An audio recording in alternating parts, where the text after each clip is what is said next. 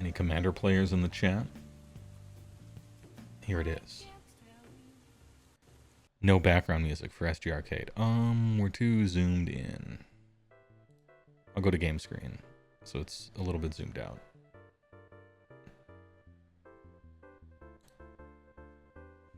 Can I do this? It's a little cut off on the left. Don't know if I like it. Even known to command a time or two. What if we did a Monorock tier list? How do you feel about that? Any Monorock tier listers?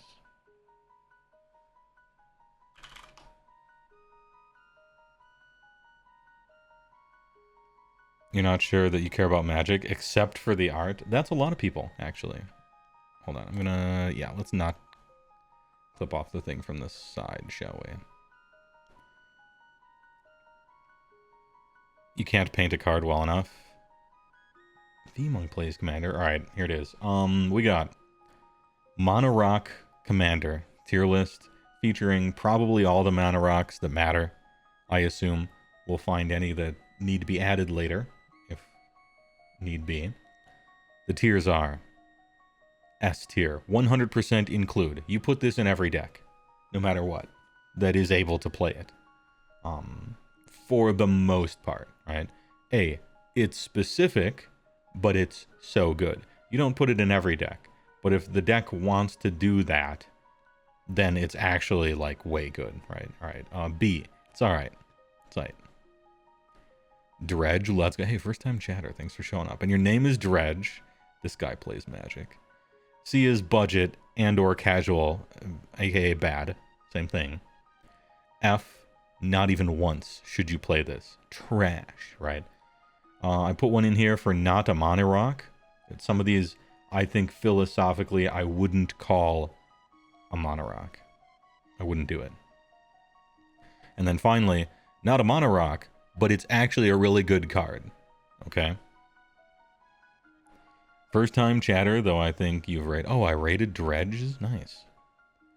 I'm sorry, I'm bad with names. It's a flaw. But, hey, I appreciate. I hope you like the raid.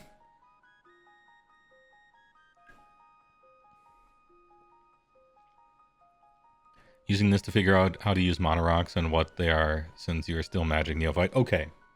What is a Monorock? It is an artifact that produces mana, typically inexpensive, as part of your initial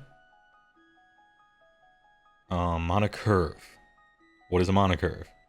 Well, at turn 1, you generally have 1 land. In turn 2, you generally have 2 lands. In turn 3, you generally have 3 lands, unless you're green, then you have 4.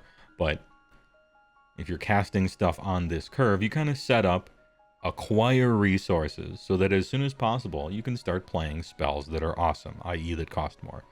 And Monorocks are helping you do that, in general. So the important parts of Monorocks generally are artifacts that tap for mana. They help to accelerate and or color fix your mana, and they cost 2 or less. Never ever more. Because by turn 3, you want to be playing Magic. You want to be playing the game with the other Commander players, putting stuff onto the table, interacting with things, maybe shooting that guy, you know. You want to be playing the game by turn 3, typically. You don't want to be tapping out for some 1 mana indestructible artifact and just like, all right, go ahead, I do nothing, right? Sometimes it's fine, but yeah, it's resource development. Yeah, you gotta pay mana to make mana. Let's start. Where's the best Monorock in the game? Where are ya? This is arguable, but arguably the best Monorock in the game is Mana Crypt. It costs 0. It taps for 2 colorless. That's insane. At the beginning of your upkeep, you flip a coin. If you lose the flip, you take 3 damage. Don't worry, you have 40 in Commander. You won't die from it. You will. It will happen. It will happen to you. It's happened to me. It can happen to anybody. But you just got to take your lumps. It's gonna happen someday. Especially people playing a lot more rings and stuff. Dying to your own stuff. Yeah, you've seen it happen, CG Busted. And still, and yet, it's the best. And the only reason why you would not play this is if you can't afford it because it's really expensive. That's basically it. Otherwise, it should probably just be in every Commander deck. I could probably conceive of one that maybe it shouldn't be in, but that's more of a philosophical thing. And then where's the second best? The second best Mono Rock in the game. Once again, arguable, but you know, there it is. It's hard to find because the person who made this chose bizarre artwork for all these. We got Soul Ring. It's the same as Monocrypt. It taps for 2 colorless, but this one costs 1 instead of 0. However, costing 1 for 2 colorless is still insane. It's crazy. It's so good. And you don't have to flip coins, which is honestly annoying to do. And it can't kill you. Does the fact that it can't kill you, and it's not annoying, i.e. it doesn't want you to flip coins, does that make it better than Monocrypt? No.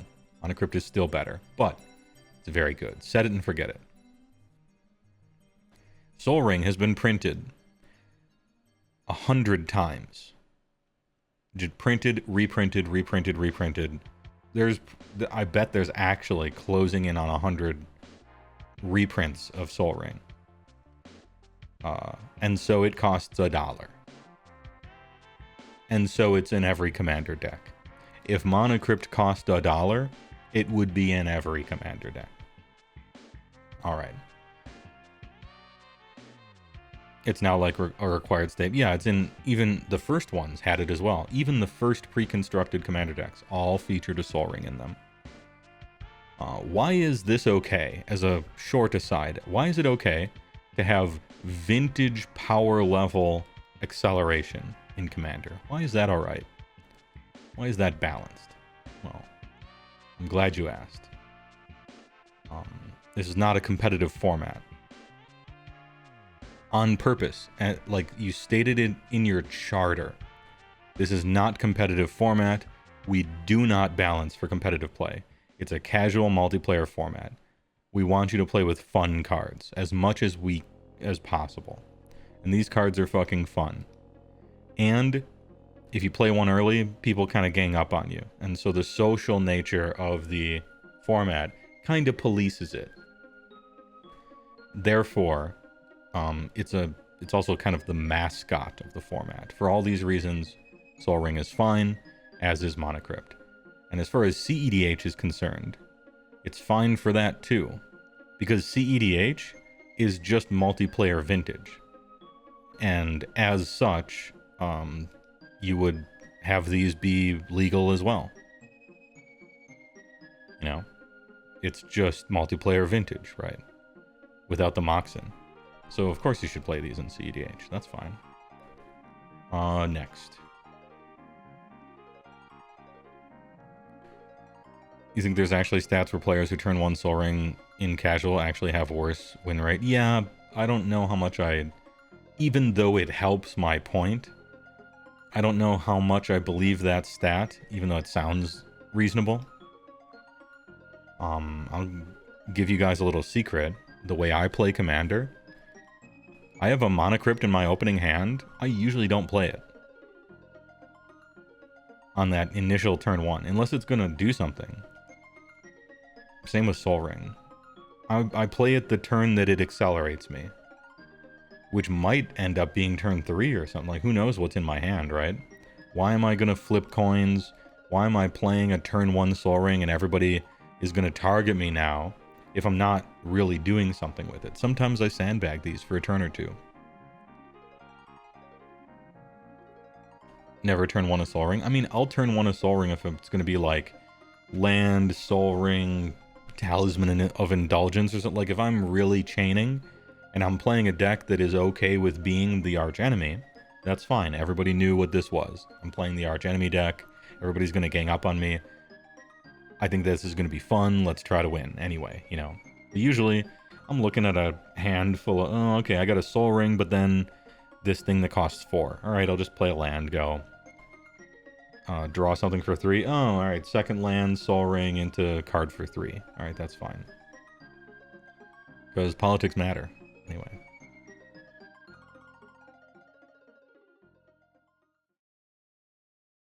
Ahem.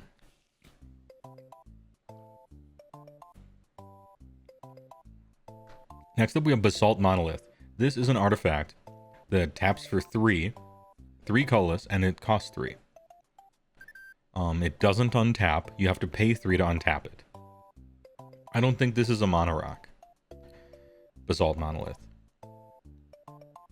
You play it, and then you have a one-shot 3 colorless mana that you can blast. It's almost like a ritual that's just sitting there waiting for you to use it, and then you got to pay the piper at some point to untap it. I think it's like a reusable ritual.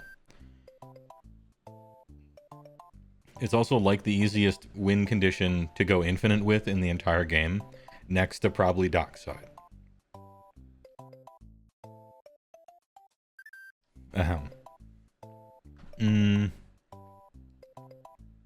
So we put it here. I don't think it's a mono rock. I think it's an infinite win con that's awesome and really strong.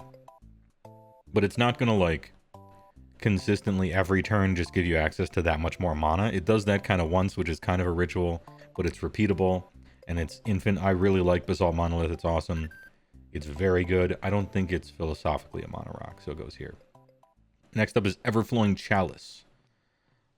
Everflowing Chalice costs 0, but it has multi-kicker 2. So when it enters the battlefield, it gets a charge counter on it for each time you kicked it, and it adds a colorless for each time you kicked it. So what does this thing do?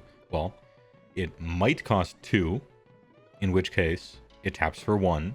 It might cost 4, in which case it taps for 2. It might cost 6, in which case it taps for 3, etc. Right?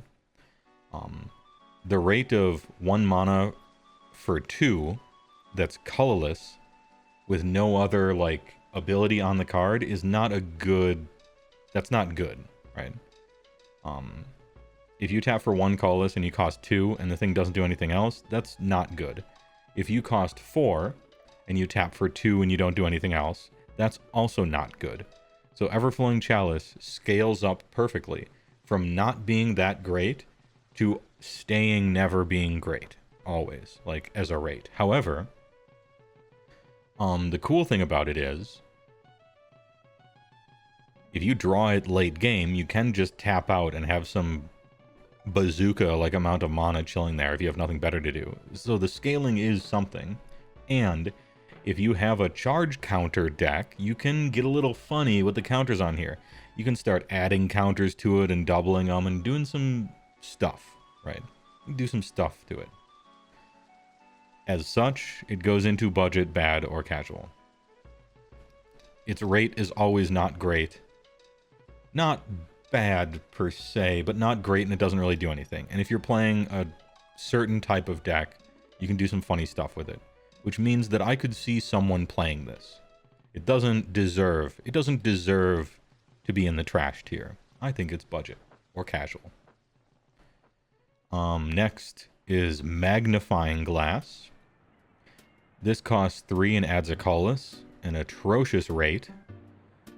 It also has pay 4, tap, investigate, which creates a clue token, which then you can pay 2, sacrifice a clue to draw a card. We love drawing cards. However, this costs 3, adds a colorless. That's just a terrible rate.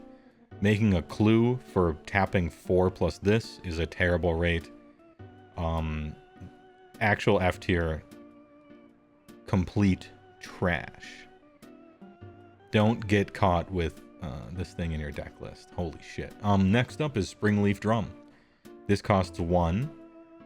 Tap it, and tap an untapped creature you control to add 1 mana of any color.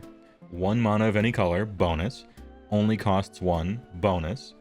The creature you tap is being tapped as a cost, so it could have Summoning Sickness and you can still tap it. Alright, bonus. There are commanders that cost 0, like Rograk, for instance. Works very nicely with Springleaf Drum. The downside is you do have to be playing either a lot of creatures that cost like 1 for this to function properly as a Mana Rock, or have Rograk as a commander, or some other cheap commander that costs like 1 or 0. I think this does count as a Mana Rock, in that you play it early, and then you play your commander for 0 or a creature for 1, your Esper Sentinel, and then every turn it adds a mana. And yeah, it's true, after a Wrath of God, you can't tap this for mana anymore. That is a downside, but I think I'm putting it in specific but good. You gotta be playing a commander deck that has a lot of cheap creatures that cost 1, or a commander that costs 0 or something. But it's on curve, it's repeatable, it's any color, which is big, only costs 1. And yeah, there are some downsides, and you wouldn't play it in everything.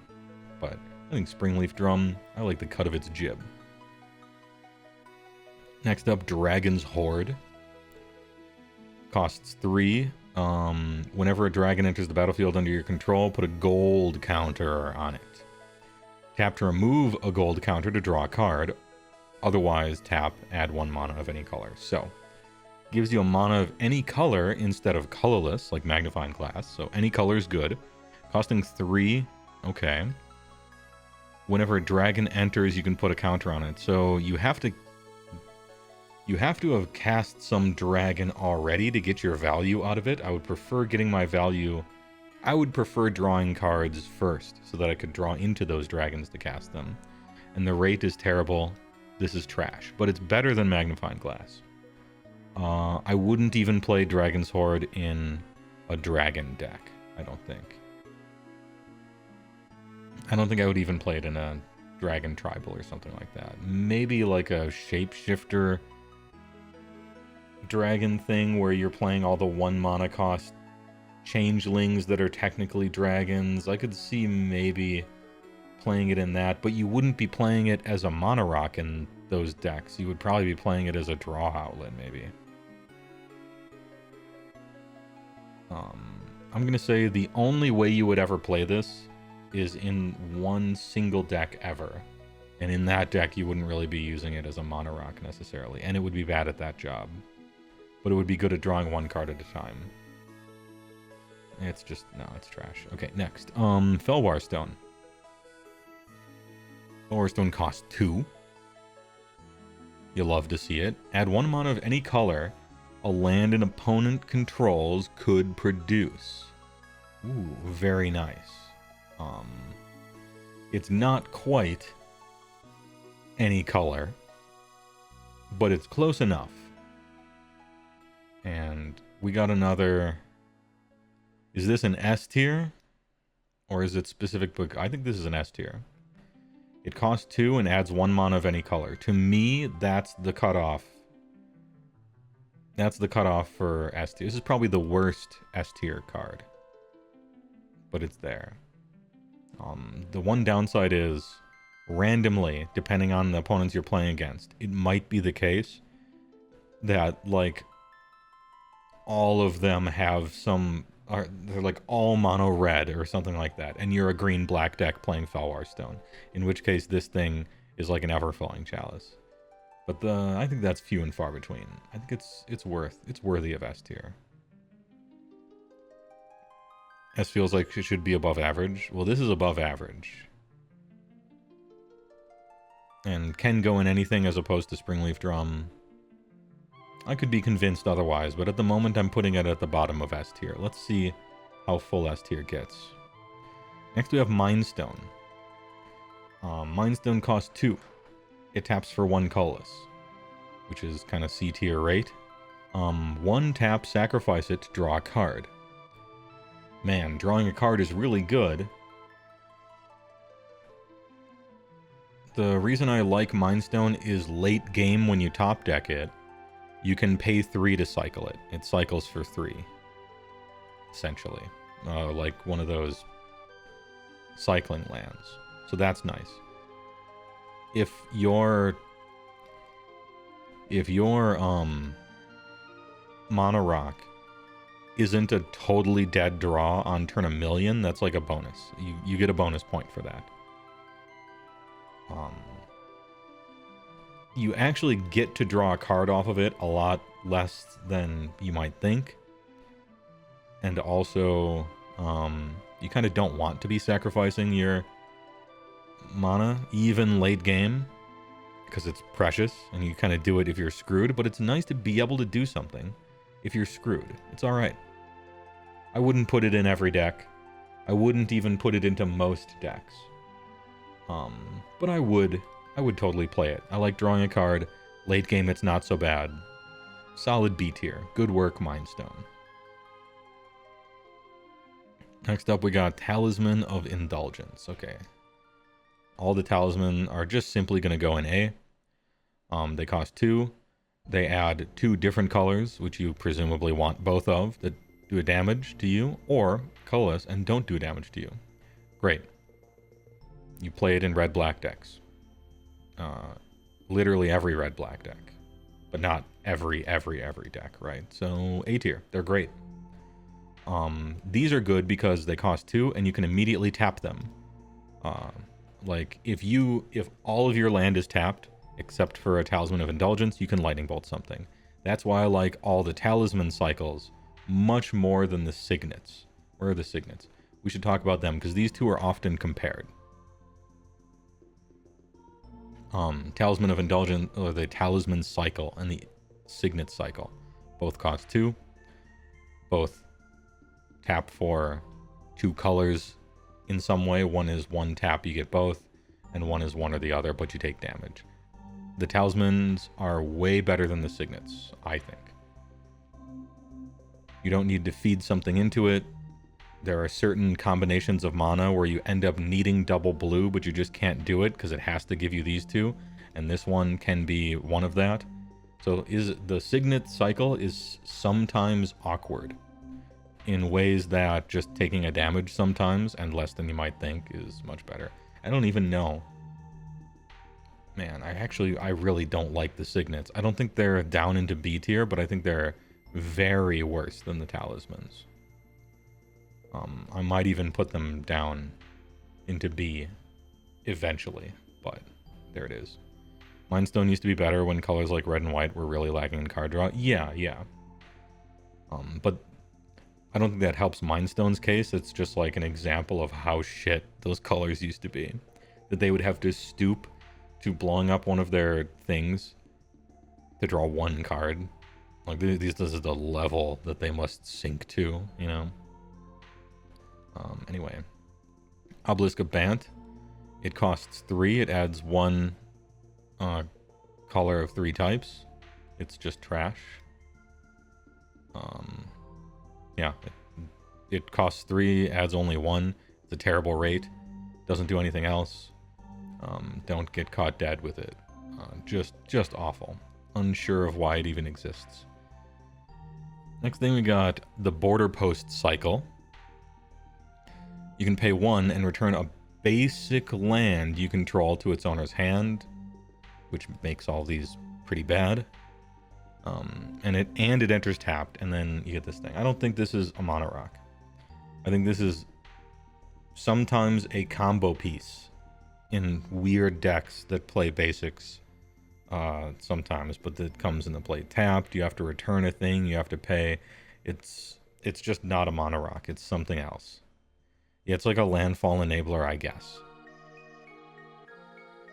But I don't think I would play it even in a landfall deck, really. It's just a weird thing, man. All right, here we go. Worn Power Stone, very interesting. EDB's tapped for 3. So, costing 3, probably not okay. Entering tapped, probably not okay. But you're going to give me 2. Oh, okay. Well, 2 for 3 is a better rate than 1 for 2, right? That's interesting, man. How good is a Soul Ring or a Mana Crypt? If it entered the battlefield tapped and cost 3 instead of 0, is it still good? Maybe.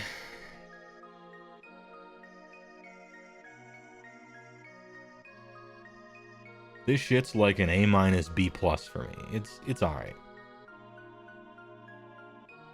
It's a little more specific, you know? I would definitely play this, but the number of commander decks I would play this in are way fewer than the ones I would play these in, I think. Worn Power Stone is good. But I don't think it's so good. But it is good. Worn Power Stone is great with your cards coming to play tapped cards. Like Amulet, like if you're playing Amulet. Or that turtle dude who's green, black, blue. I think there's some other thing, Derevi, things like that, maybe. Yeah, I think I like him here. Lagoon Boy, yeah, that guy, the Turtle Mystic. Next up, we got the Locket Cycle. These are representations of cycles, by the way, for Border Post obelisks, talismans. Now we got the Locket. It costs 3 and adds 1, which is terrible. But you can pay 3 specifically or you can pay 4 of guild amount, tap it, and draw 2 cards, which is not even close to good enough for how bad 3 for 1 is. It is trash.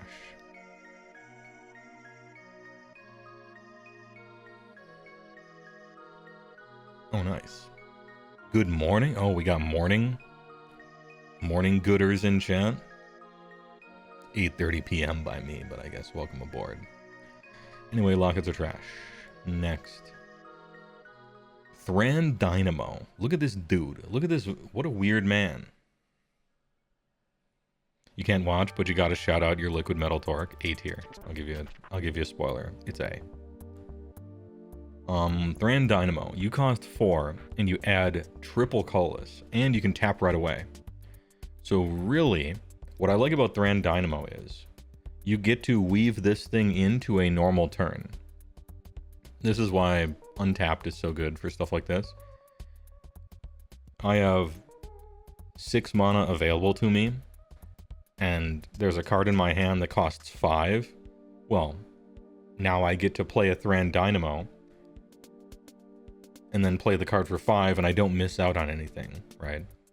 So on those random turns where you would have had 1 mana open with nothing to spend it on, you can weave a Thran Dynamo in there, and then next turn untap and be at like 9 or something. Like, just awesome, right? Or 10 if you have a land drop. So you can sneak it in there on a turn, and then next turn untap with actually a considerably larger amount of mana. The thing is, costing 4 and giving you triple colorless, you're probably only going to play this guy in the greediest, hungriest, colorless mana style decks. But I rather like Thran Dynamo. I don't know if it is specific but good, or if it's aight. It might be specific but good. Yeah, it's really because you can slip it in there on a random turn that you would have had 1 extra mana, and then untap with a lot more. It's almost not a mana rock because it costs 4. Damn, I'm halfway between these two. Here's my thought process. This shit's good because you can weave it in between other cards, as I just said, and then you're way ahead when you untap. So it's painless and it gives you a shitload of mana. That's great. Untapped, all that stuff. But it's kind of not a mana rock, because it's not like fixing your mana or ramping you in turns 1 and 2, which is what mana rocks should be doing. This shit's happening way later. This is like a mid-game play that you just scoot it in there and hope nobody notices. But it's not like a fix. It's like a... I don't know. Maybe Thran Dynamo's philosophy, I'm thinking about it too weird. So... I'll do this one.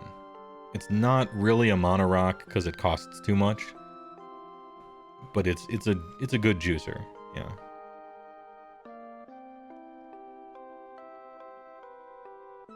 There's also a million ways to reduce the cost of artifacts, for sure, but you got to play those ways, which means that Thran Dynamo to me is more of a mid-game play, less of an early game play, and I think mono rocks, fundamentally speaking, have to be early game plays if they're going to be like a mono rock, I think. Maybe I'm being too harsh on poor Thran Dynamo, but... Next up, we got Bonder's Ornament. I don't know what this is.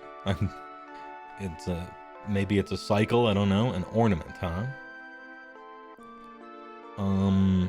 Cost 3, add 1 mana of any color. Each player who controls a permanent named Bonder's Ornament draws a card. It's trash. Next. Coveted Jewel. Alright. Quite Thran-phobic? Damn, that's a good one. Alright, Coveted Jewel. It costs 6, so it's just not a mono rock. I don't need to read anything else, it's not. But, when it enters the battlefield, draw 3 cards. You'll love to see it. Man, Ancestor Recall? For only 5 times the mana, or 6 times the mana? Whenever one or more creatures an opponent controls attacks you, and they're not blocked, your opponent draws 3 cards and gains control of Coveted Jewel. So, you never want to play this unless you have a plan on how to make sure that your opponent never gets to capitalize from it. Drawing 3 cards is cool, and adding 3 mana of any color is cool. This isn't a mono rock. This is a fun, silly, I'm gonna draw some cards and then play some other stuff so my opponents can't make use of it, then it's gonna start happening on turn 6 or whatever. You could do this. And you can probably do it pretty well and have some fun with it. But I don't think it's a mono rock, exactly. Hedron Archive. Costs 4, adds 2. In a pinch, you can sack it to draw 2 cards.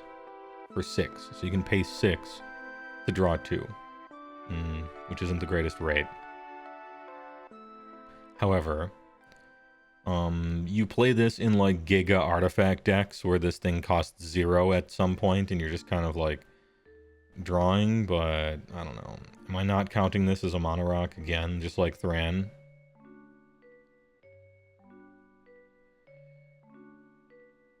Even in Giga artifact decks, I don't think Hedron Archive is like that great. I think it's just not, yeah. Probably just not counting it. 4 is too much. It's a mid-game draw spell kind of thing in like a Giga artifact deck. It's not really... Yeah. It's like a artifact enabler thing. Happening in the mid-game.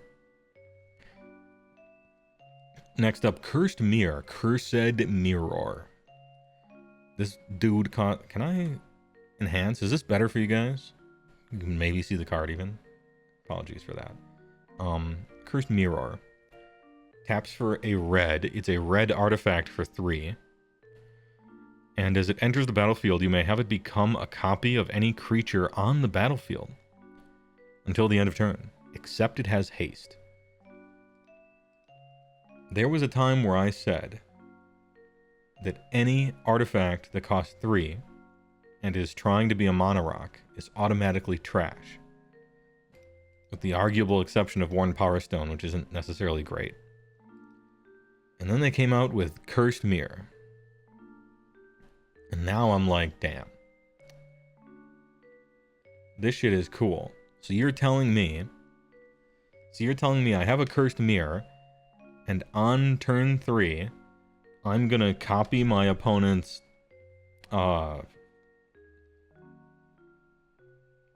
whatever Elvish Ranger guy that when it enters the battlefield you look at the top 5 and put a land out or something.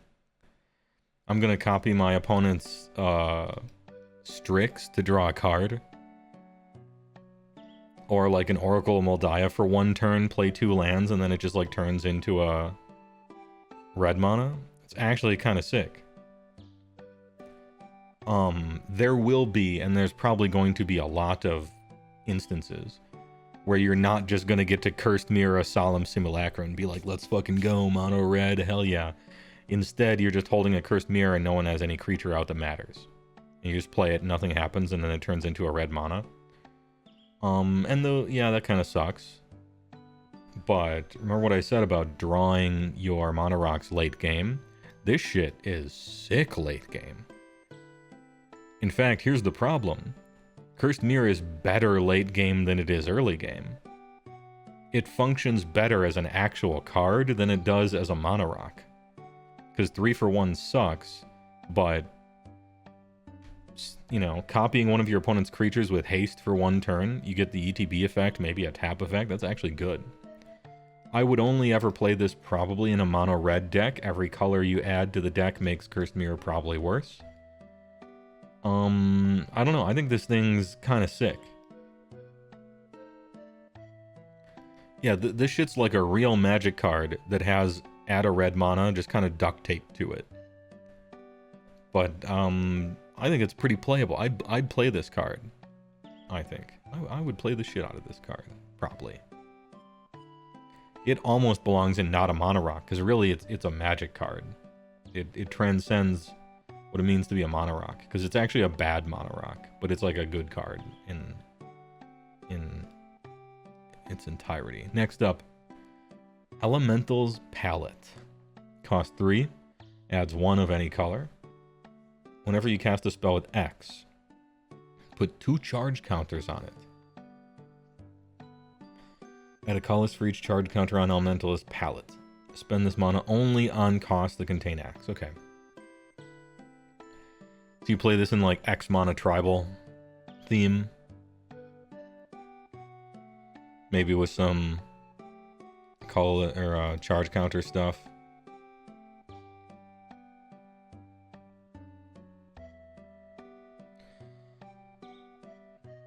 This might be bad. This is either not even once or just bad. Some tribal mono rock, yeah, I don't know. For now, I'm gonna keep this in the bottom of bad tier, but I think it's a trap. It's like tricking you. I think it's tricking you. Is that Carl Sagan? Sweden official. Good emote. Nice emote for the first time, chat. Next up we got Honor Worn Shaku. Costs 3, taps for 1 colorless. Damn, that sucks. However, I happen to know about this card because it's from Kamigawa. Tap and untap legendary permanent you control.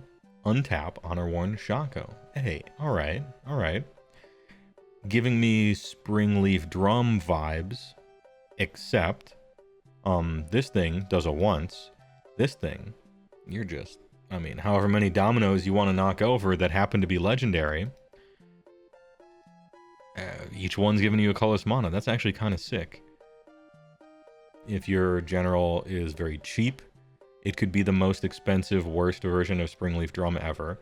But if you're in a legendary creature deck, then this shit is actually sick. It's specific in that you have to be in like Legends deck. But if you are, actual stunks, like, for sure. It's a pity it's only colorless, but there is another one that does a similar thing later on. Yeah, a Mox Amber Friend for sure. Next, Darksteel Ingot. This costs 3, and it taps for 1, but it's indestructible, which means it's trash. But you can't destroy it. Amazing. Next, Dreamstone Hedron. You cost 6, which is entirely too much ever, and it's a gigantic Hedron archive, is what it is. It's the next step in the evolution of Hedron archives. It's just a massive like artifact draw enabler thing.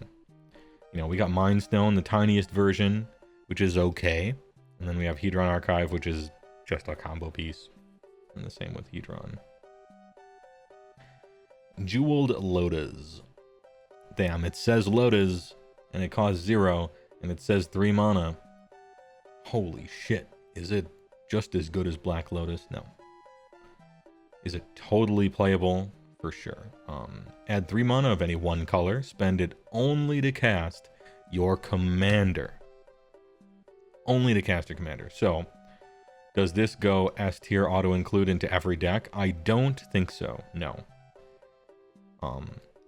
If you got a commander that costs 3, and it costs 3 different colors, like you're never going to be able to use this very effectively. Yes, you can pay for commander tax with it, for sure. But I have 2 things about Jeweled Lotus. First of all, it's specific but so good, right?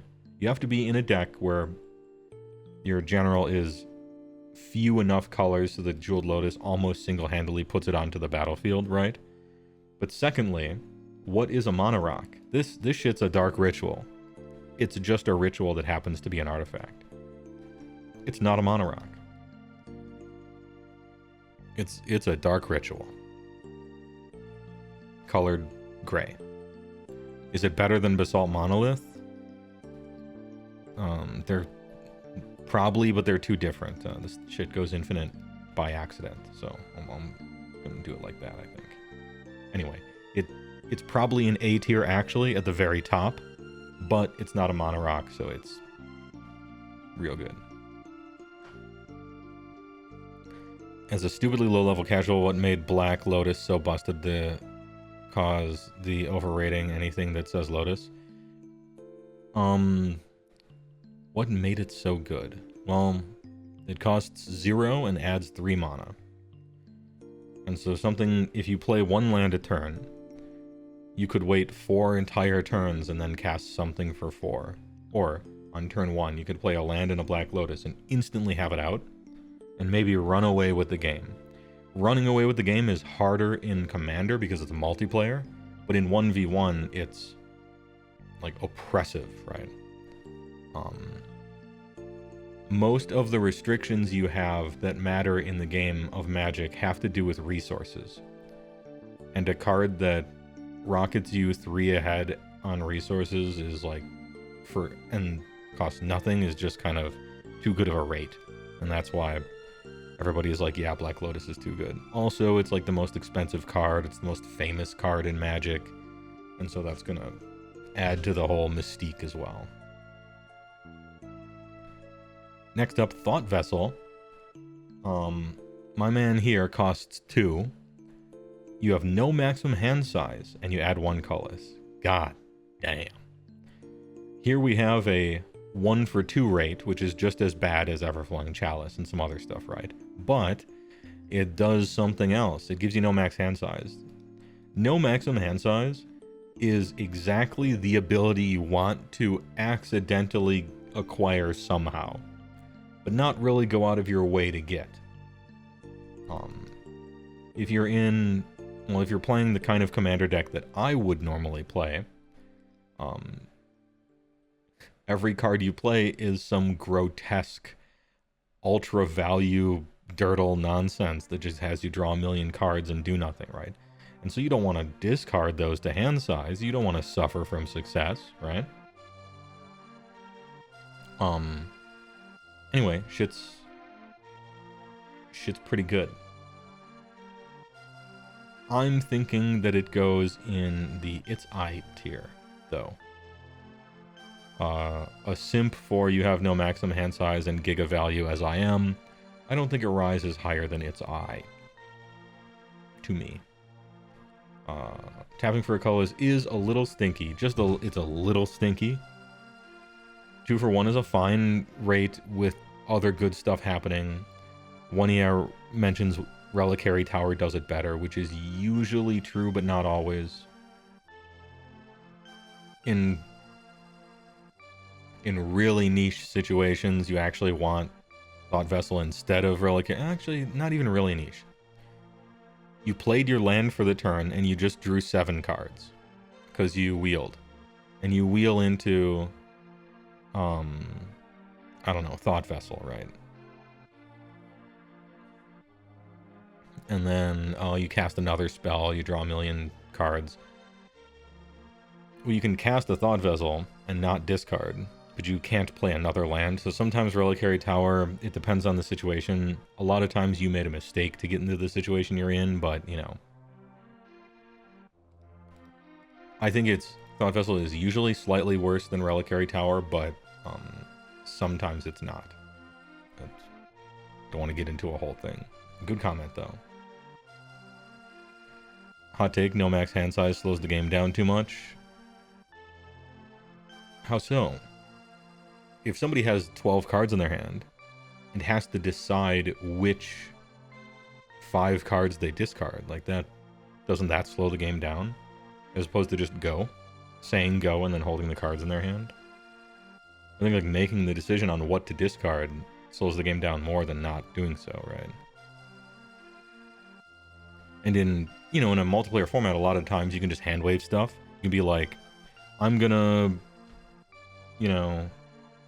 Worldly Tutor for something, and it's gonna be this card and I'll reveal it, but go ahead, But with discarding down, it might actually end up mattering. If you just let the next person start their turn, it's gonna influence your decision. I don't know. You can see it as more cards in hand equal more decision making. I think it's less. Because you don't have to choose what you're discarding. I think that's going to take longer, probably, but maybe not. We're talking Magic. Had first game in 17 years 2 weeks ago. I hope it was fun. Tomb King Tristan. People who don't sequence plays and have to peruse a novel every time something happens. Gugh, yeah, that's more of a player issue, I think. I don't want to overuse that statement because I think it could be a cop-out.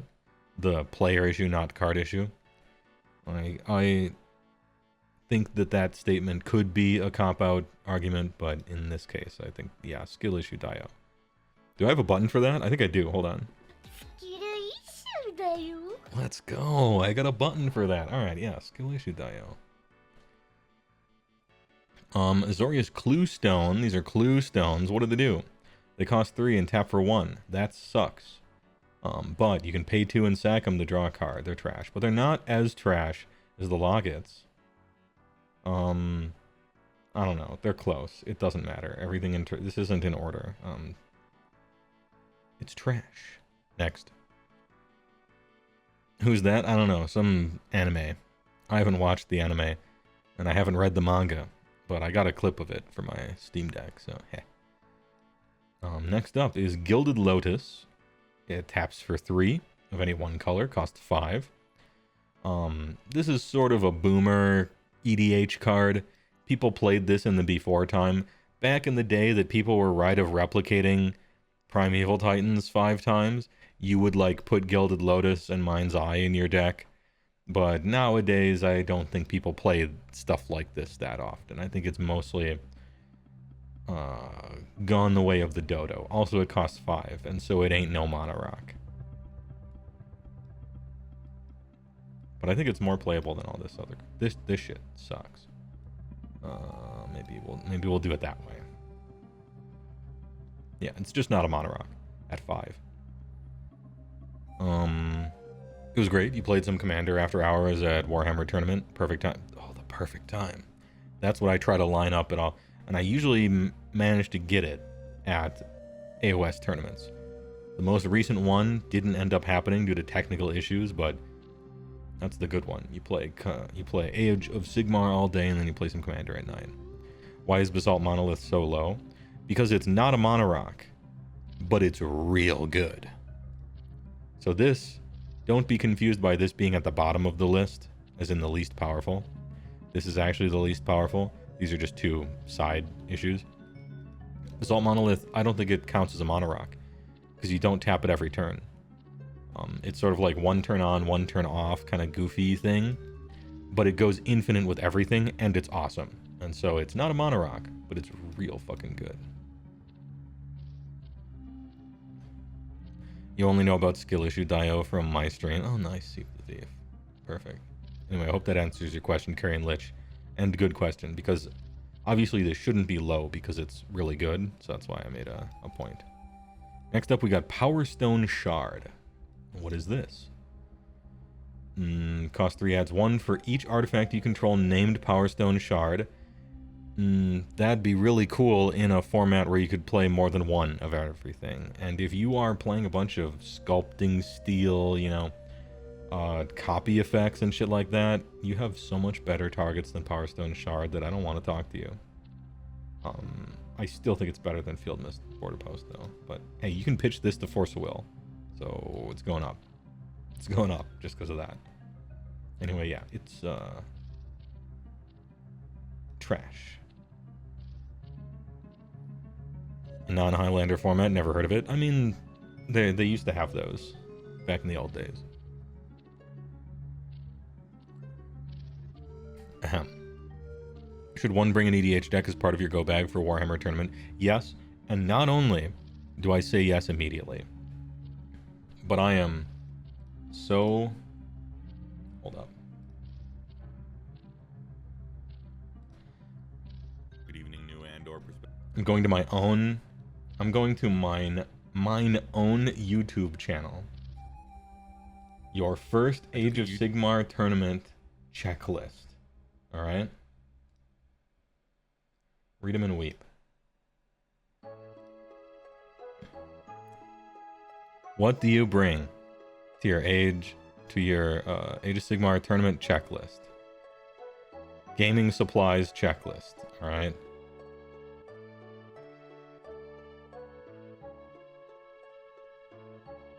Note still a mask. Commander for a 2-day event, a surprising number of AOS players like EDH. There it is. Bring Commander. A surprising number of AOS players. Play Commander. Let's go. Formerly known as EDH. Self-reference, he really is an internet micro-celebrity. Yeah, because it took me like fucking 2 minutes to go to my own YouTube and play something for you that you couldn't hear because the sound was too low. We're getting better at streaming, but there's still there's a ways to go. Thanks for hanging in there. Sculpting Steel so good? Actually, true. Yeah, I like Sculpting Steel. What is that? Phyrexian dude that copies something for 3 plus a Phyrexian blue mana is just like strictly better, obviously. But hey, it's a singleton format. You can play more than one. Right? Metamorph, that's the one, yeah. The Great Henge. The Great Henge. Legendary artifact. Costs 9, but doesn't really cost 9. Really usually costs 3. From what I'm... Generally, it costs 3. But... it taps for double green, you gain 2 life, and then you draw a card whenever a creature enters the battlefield under your control. You have to have a board presence to cast this for less than 9. Like, you have to have dudes on the battlefield, like a dude who has a big power to, like, even cast this. It's not a mono rock. You gotta be mid-game, probably. Or just have shit, right? But it's real good. Better than Thran Dynamo, that's for sure. Not better than Basalt Monolith, although that's kind of arguable, I guess. And not better than Jeweled Lotus for the same thing. It's real good, but I don't think it's a mono rock. Busted but pink tier, yeah. More like Mechamorph, am I right, fellas? I mean, that one's good too. It only costs 2. Wait, is that the one I'm thinking of? Does it cost 2 and it enters as a vehicle copy of a creature your opponent controls? Or am I thinking of a different one? I almost thought that shit was so good, but then I realized it was opponent control, and it ruined it for me. The mono part of the card is kind of secondary. Yeah, it's more about drawing the cards, but... Next is Heraldic Banner. Oops, I dropped my generous gift, yeah. Cost 3, it adds 1, that sucks. But, choose a color. Creatures you control of the chosen color get 1/0. So... This is... Do I want an Anthem? Do I want half of an Anthem effect in some non-white deck, probably? No, I just don't. This is like a +1/+0 for 3 as an artifact is kind of like why you would play this. You wouldn't really use it as a mono rock. And if you're looking for an Anthem in almost any color that you're gonna have a bunch of, if you're going wide of creatures that, I just don't think you want this in any situation. You don't want it for being an Anthem for that color, and you don't want it for being a mono rock, and when you put both of them together, it's crap. I wouldn't even use it in a casual way. I would just never use it. Then we got Monolith. It's for a casual format where anthems might matter. That's probably true. But there are more better anthems than this card than you could even fit into a deck. Right? So, yeah. Monolith. It taps for any color for 3. It's like Darksteel Ingot, except it somehow managed to be worse. I guess it's better than Obelisk Cycle, but it's trash, and I would never use it under any circumstances. It's trash. Alright, next up. Chromatic Lantern. What do we have here? Lands you control have tap, add 1 mana of any color. Also add 1 mana of any color, and it costs 3. 3 for 1's a bad rate. However, lands you control have tap, add 1 mana of any color. This fixes your entire land base, right? Your land base could be the most disorganized, unruly, unkempt, disheveled, haggard group of misfits and ne'er-do-wells that you've ever seen. And Chromatic Lantern hits the battlefield, and every single one of them is a command tower. Holy shit. Suddenly their shoes are tied, their teeth are brushed, they're lined up. And then Chromatic Lantern is accidentally killed because somebody else blew up all artifacts, and your land base sucks again and you can't cast any spells. This is a 3 mana card that I think you would play, specifically budget.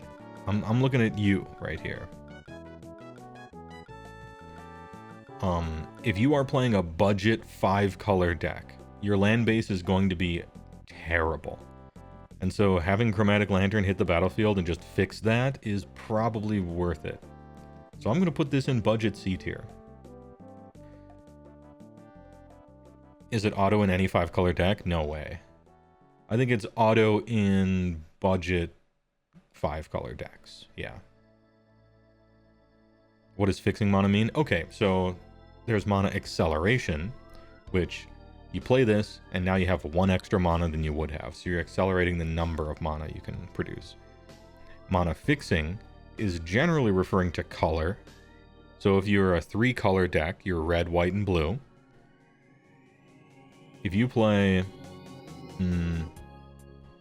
Chromatic Lantern, now all your lands tap for red, white, blue, whichever one you want. Even if all your lands you got unlucky and you just have 7 planes, and you're like, fuck, I can only make white, I can't make enough red to cast this red card. Well, Chromatic Lantern fixes everything. All your lands are just, so that's what mana fixing is. Mana fixing is usually with respect to color. Would you rather have a nice flowing flooded strands and breeding pools, or 1 smelly lantern? Yeah, exactly. Would you rather have 10 fetch lands, 10 original dual lands, and 10 untapped if you have more than 2 opponent lands as your mana base? Or a bunch of random shit and then hope you draw a lantern, right?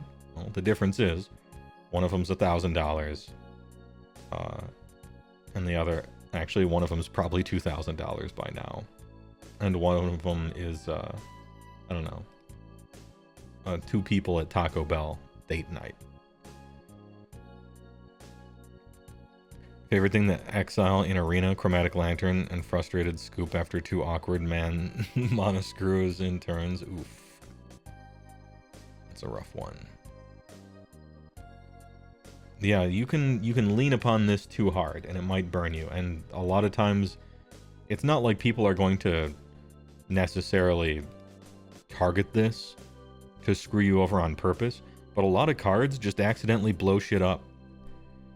You know, a green-black player is like, oh, I cast this spell. It says destroy an artifact that each player controls. You only got the lantern, so I'll take that, and then that, and then that. Or like destroy all artifacts. Somebody overloads Vandal Blast. It happens every other pool, basically. And suddenly, like, your lantern is gone, and now your lands suck again. So, like, that's a downside, but it's a good casual 5 mana, or a 5 color thing, I think. Roman Purds, thanks for the follow, I appreciate it. You guys still buy cards for full price? Absolutely not. No way. Ahem. What do we got next? Savai Crystal. Sounds like a liquor. It taps for 3 in its cycles. Alright, it's trash, but it's the top of trash, because at least you can draw a card and not play it. So it's better than all this, because at least you could choose not to play it and just cycle it. So it's the top of F tier, not even close. Ally Mirror. You cost 3 and tap for 1, so you are trash. You're also a creature, so you can even tap it right away. Because it's a creature, you can do some goofy things with it. But then it's a combo piece instead of a mana rock, so there you go. Unfortunately, your local pod is not proxy friendly for mana bases. Ah, okay.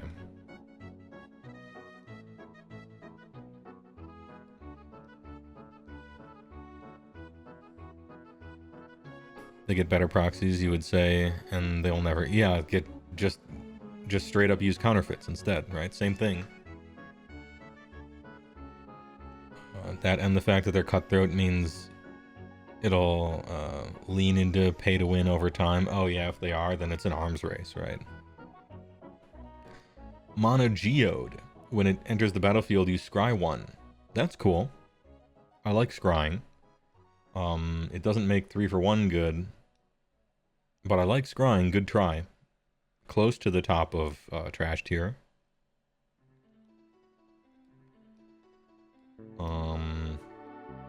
Cultivator's Caravan. 5/5 for 3. Add mana of any color. Crew 3. This is a combo piece, so maybe put it in a combo, like not a mana rock combo tier, I guess. But the fact that you have to crew it for 3, cost 3, it adds 1, it's like the worst mana rock ever, but, you know, it's kind of a combo piece sometimes. Chromatic Orrery. Okay, this shit is so cool. But it's kind of like, it's kind of unplayable, but I like it. Alright, let's talk about this. It costs 7.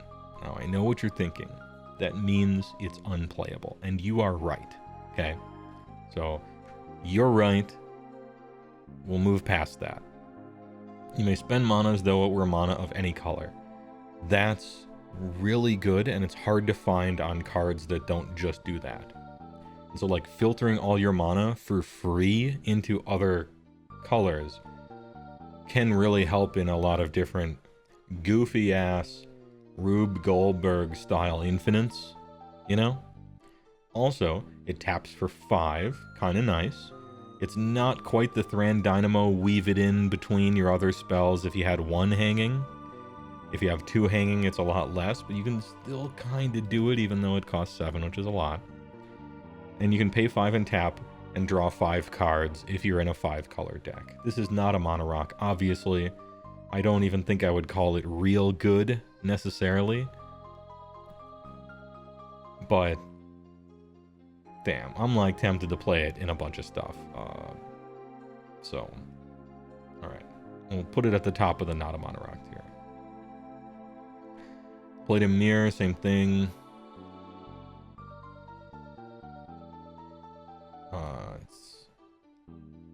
This is like right next. It's basically a Cultivator's Caravan, kinda. He's not a mono rock. He's too killable. He's too accidentally dieable and doesn't have haste. Buy yourself a Hellcat. You play the game for long enough that you have a Legacy Lands deck, but just looking at Tabernacle price, you're really going to sell it soon and buy yourself a house or something. Yeah. Yeah, especially Tabernacle, because it goes in nothing, right? It's used in 43 lands and literally nothing else ever, right? It's not like a Underground Sea that you take it out of one deck and you can put it into 1,000 others, right? Tabernacle's so specific. It's reserve list, so it's really expensive, and it always has been very expensive. I heard they're taking a dip recently or soon or something, but yeah, if you were gonna sell your Tabernacle, I would say that that's not even a bad idea. The cool thing about Magic is that it's safe enough to whale it. Like, it's safe. Like, what they're doing, the whole point of the reserve list is to give the buyer the confidence to feel okay whaling on Magic. Because yeah, you spend a shitload on it, but then 20 years later, when you're ready to quit the game, you sell out for more than you bought in. And it's that kind of investor confidence that can really keep a game alive. It's almost 4K for EX Tabernacle. Yeah, when I played, it was like 800. All you had to do was wait. It beats inflation. Holy shit, right? Now, unfortunately, it means that people can't just play with dual lands. That's unfortunate. But that's only in a tournament setting, really.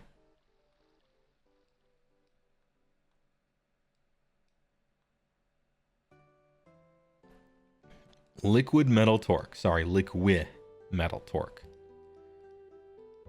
World's biggest underdog ever. Okay, cost 2, adds a colorless. It's kind of okay if it does something else good, right?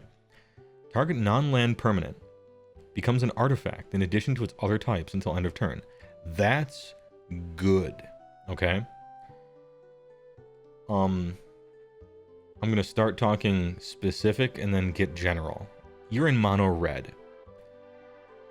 That sucks because your opponent plays enchantments, and the only way you can stop an enchantment in mono red in any reasonable cost is by playing literal terrible cards like Chaos Warp.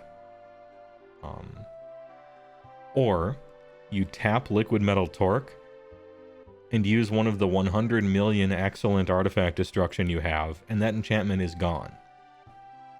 Hot damn. That's some good shit. Same thing in green. Damn, I'm in green. I can do everything except destroy target creature at instant speed. That doesn't have to do like some fight nonsense, right? Or you tap Liquid Metal Torque and you're like, 1 green, I'll destroy that creature, and you gain 4 life. Hot damn, that's good.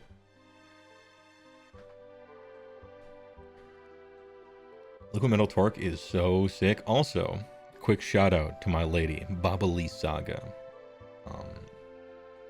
which I play in Commander in my green-black mono Ancestor Recall tribal deck. You tap Liquid Metal Torque and make one of your enchantments an artifact, and that's 2 creature types for Baba, working on sacrificing 3 types. So dude, this card is so good, actually. I don't think it's include 100%, but it's been a while. I think we're back up into specific but good. I think you play this more than you play Oops All Legends .deck. I think you play this over the Signets, even. I would play this faster than I played a Signet. I don't know if I would play this over a Talisman. I think I would. I maybe would. The only thing that's holding me back on this is that you play this in more decks than this.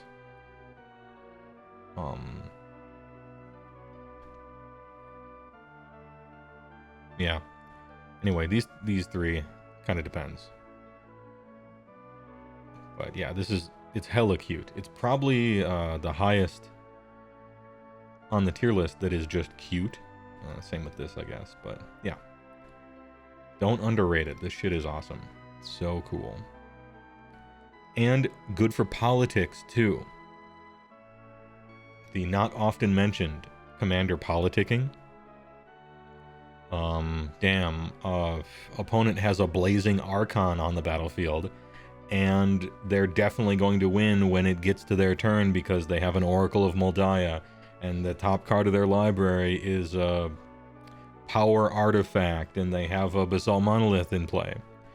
Damn, they're going to go infinite next turn, and no one can attack them and kill them, and they have 1 life. Well, you got a Liquid Metal Torque, and you're like, hey, mono red player, you got any artifact destruction? And they're like, yeah. And you're like, well, I can make Blazing Archon a creature. You can take her out, and then I can kill the player who's going to win next turn. Maybe we could do some... Maybe you don't attack me next turn. We can work together. Let's not lose. I don't know. There's some politics on Liquid Metal Torque as well, which is fun. It's funny if there's a Null Rod in play too. Less so, because this is an artifact, but I get what you mean.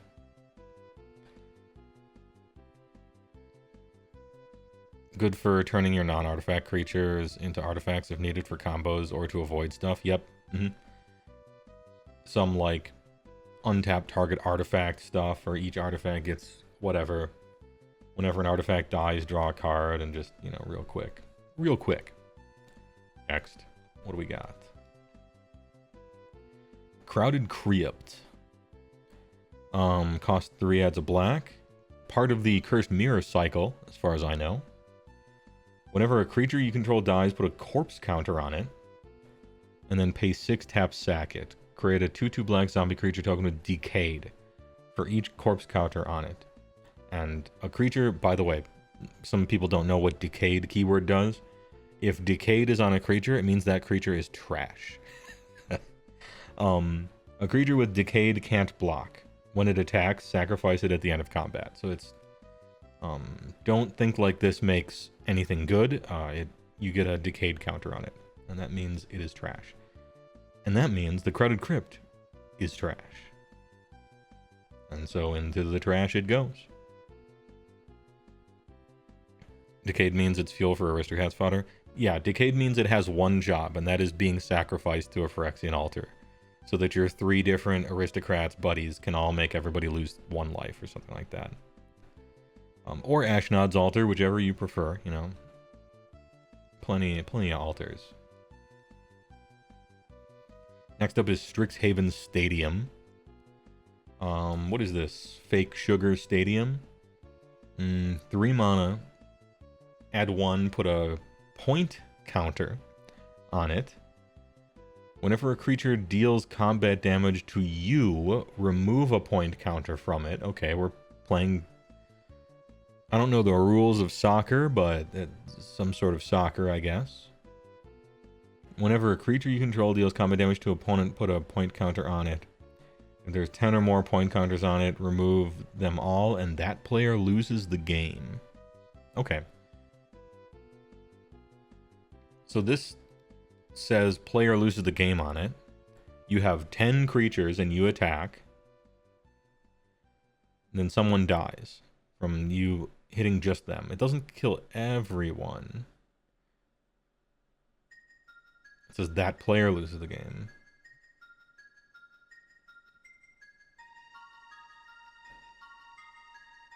What if 10 creatures I control deal 10 damage to 3 different players? So I have 30. Do all 3 of them lose? It says that player. It doesn't say those players or something like that.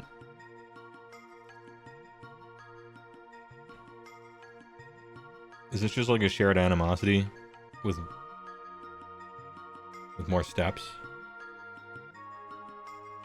Or, what's that enchantment for green? 3 mana green. Whenever you attack with a creature, put a charge counter on it or something, and if you have like 5 or 7, all your creatures become humongous and you win. Beastmaster Ascendancy, yeah. Is this like the Beastmaster Ascendancy we have at home? Kinda. Except I guess it's in colorless. So you can play it in your mono black like Rats deck or something like that. The problem with this is I don't want to play it. if I play this on turn 3, everyone looks at this card, and they're like, what the fuck is that? And they read the sentence, that player loses the game from it. And they're like, okay, we'll kill you then. And as soon as you get closer to 10 counters on it, everybody's like, well, no, we gotta kill that guy. Or just destroy Strixhaven Stadium. But the card sucks, so it's not really worth removal. It's better just to kill the person. Anyway, I don't think you play this as a mono rock, because if you do, it's sort of bad optics.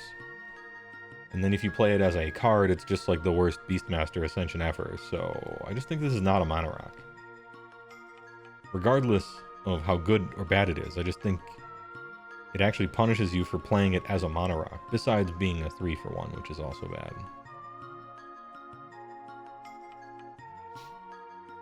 Yeah, I just think it's not. It's not. Coalition Relic. Coalition Relic. Here we have 3 mana, add 1 of any color, put a charge counter on it. So you either get a mana of any color, or you put a charge counter. At the beginning of your pre-combat main phase, remove all charge counters from it and add 1. So you tap it, put a counter on it, and then next turn you tap for 2. At the beginning of your pre-combat main phase. So, every other turn, you can use this for 2 in a limited way. Only on your turn in your pre-combat main phase, not like on somebody else's for 2. Otherwise, it's just, 1 for 3. This card is very reminiscent to me of Worn Power Stone. In that, they're both cards that you play them and the next turn you get 2, except this one swaps back and forth between 1 and 2, and when you get 2 you can only use it on your turn in very sorcery speed kind of stuff for the most part. It's any color versus colorless, and you can tap this when you play it, where you can't do that for Worn Power Stone. I think this is like the goofiest, greediest kind of Worn Power Stone thing. I think this is bad. Maybe this is like a casual bad card, but I'm like, I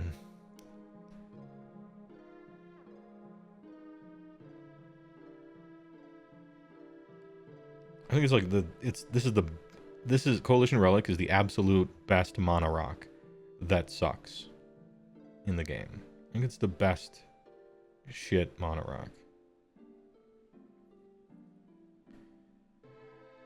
Yeah, I'm probably doing that. Relic of an older era? Yeah, I suppose so. Used to be good before too many better options became available. Yeah, when things were civilized. Alright, Midnight Cloak. Midnight Clock. Cost 3, add a blue. Not a good rate.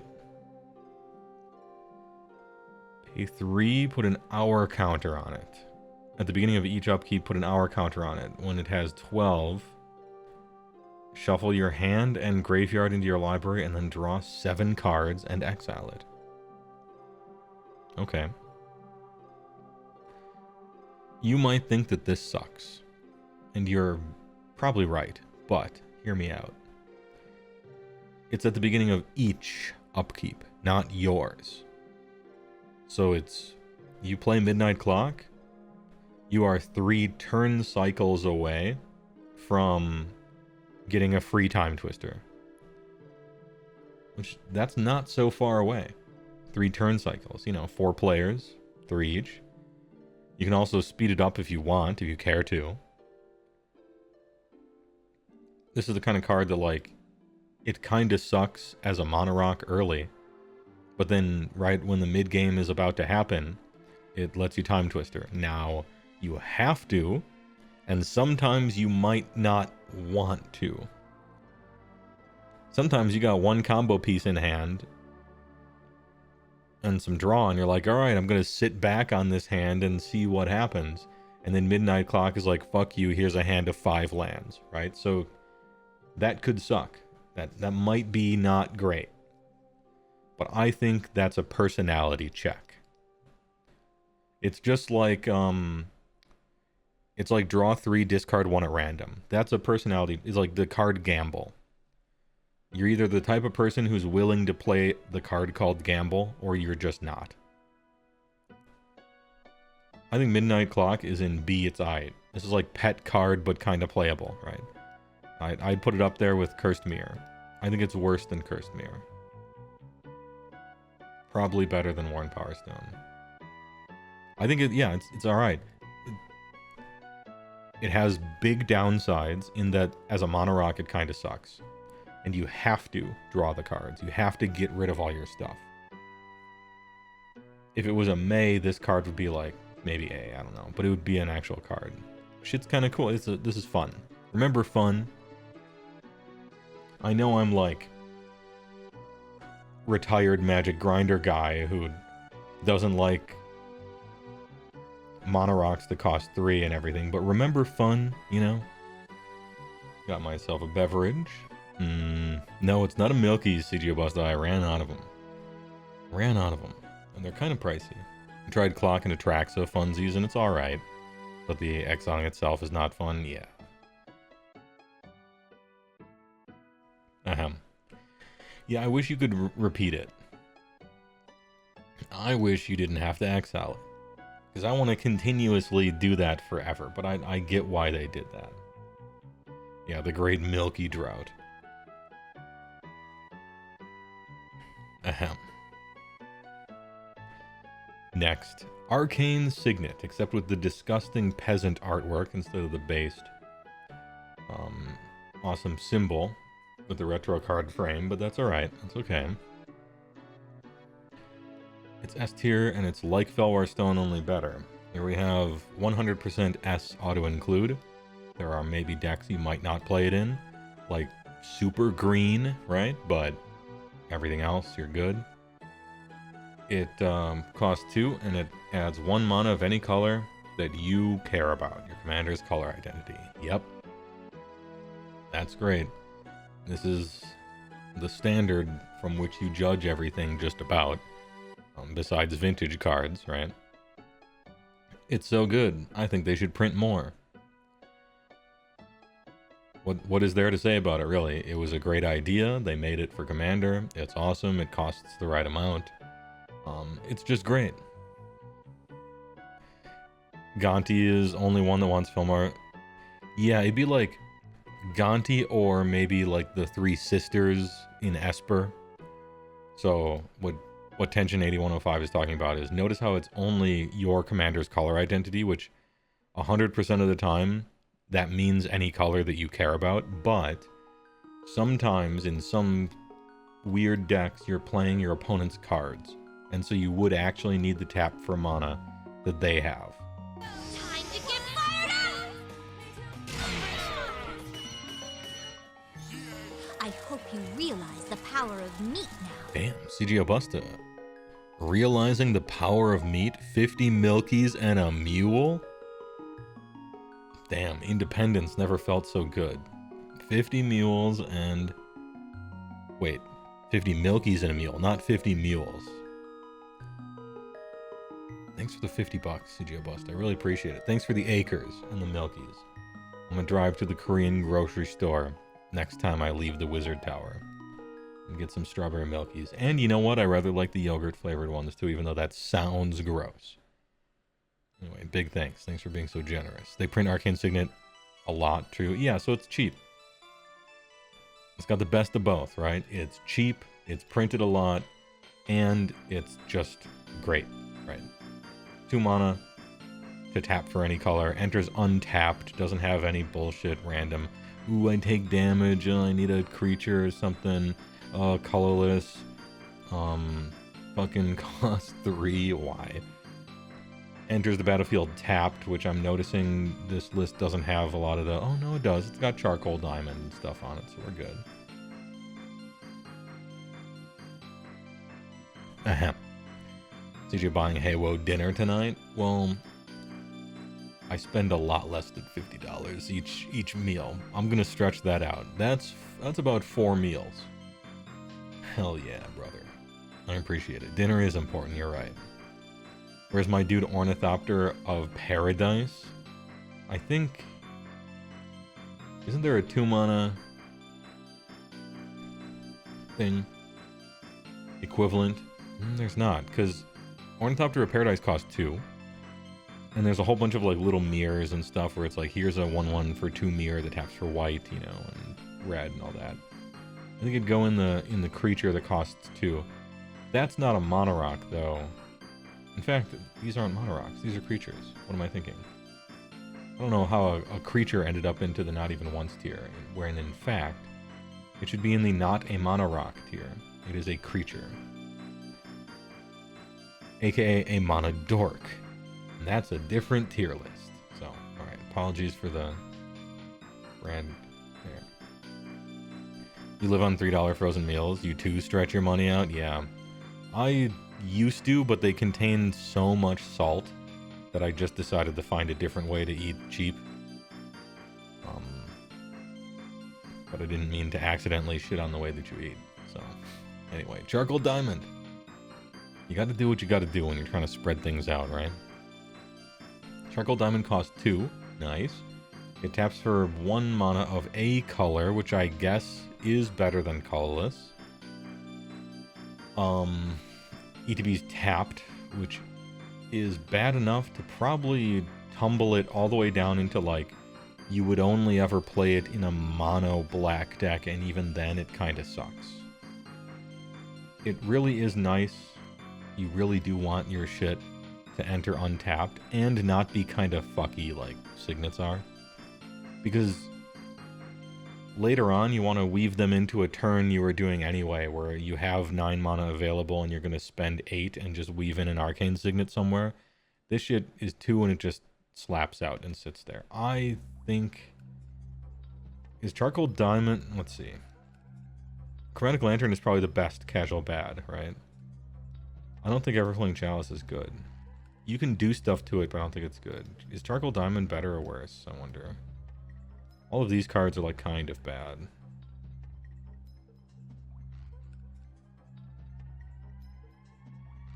I don't know. You would only ever do this on a monocolor deck, right? A mono not green.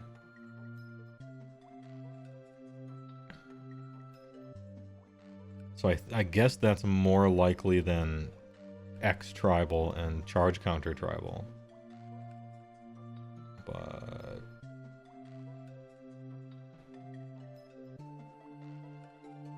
I don't know. Thran Dynamo, memory unlocked. Damn, dude, Thran Dynamo. And that brown tech. This is the new version, though. We want the old brown, the mono brown artifact version. Now we got Commander Sphere, and I know what you're thinking. You're thinking that this costs 3 and adds 1, and therefore it is trash, right? And I'm here to tell you right now, you are correct. You are right. That's true. But you can sacrifice this to draw a card. And unlike Mind Stone, you can have this tapped and still just draw a card if somebody wants to blow up all artifacts or something. So that's a bonus here. Does that save it? No. You don't want to sacrifice your mana. You don't want to lose your resources. Giving you the option of doing that is good, because if you're super screwed, you can save yourself. But it's probably better to just play good cards instead, right? The one exception, I think, Commander Sphere, if you're in like a mono white deck, and you're on if you're playing the card Sun Titan, then Commander Sphere is actually kind of sick. Because if you are playing Sun Titan, then on the turns where you're not specifically recurring something else, which maybe you are, maybe you aren't, every time Sun Titan attacks, you sacrifice Commander Sphere to draw a card and put it right back out. And so it turns Sun Titan from a little expensive but a quality value recursion engine into a quality value recursion engine that's maybe a little expensive that also draws you a card every single turn that you don't recur something else. So it's just like makes Sun Titan cooler and better. This is coming from like super dirtily card advantage goblin, right? Which is how I play.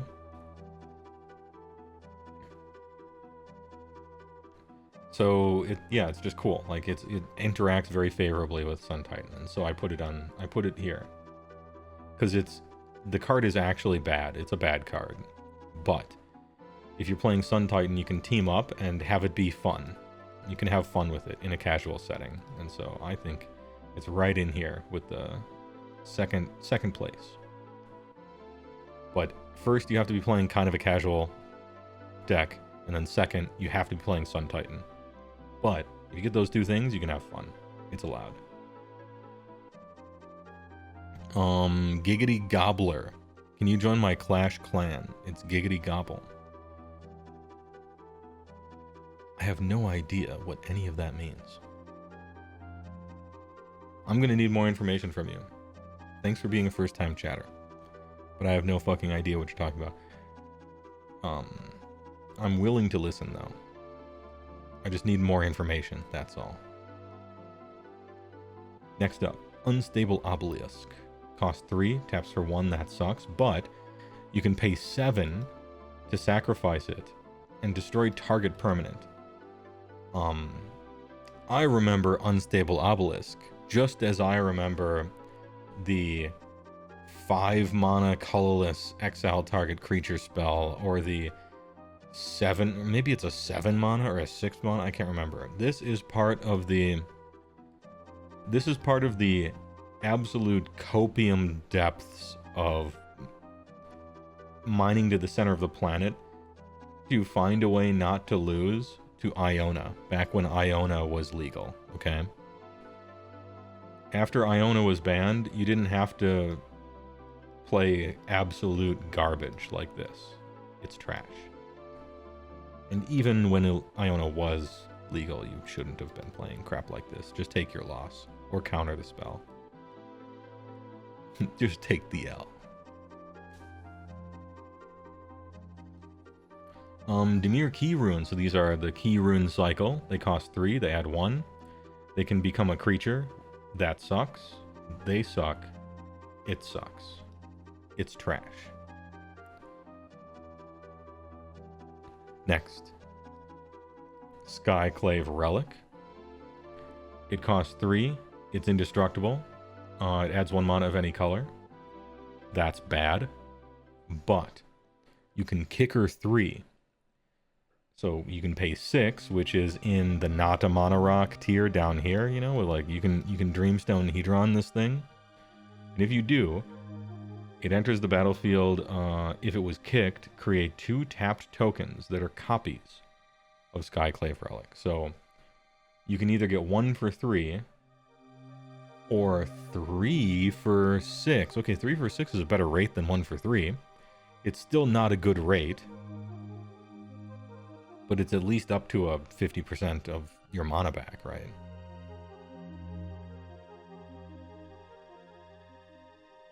So, late game, you can top deck this, and similarly to, like, Overflowing Chalice, whatever turn you draw it, you can get a proportionally bad rate, but, like, more mana, so I guess that's something.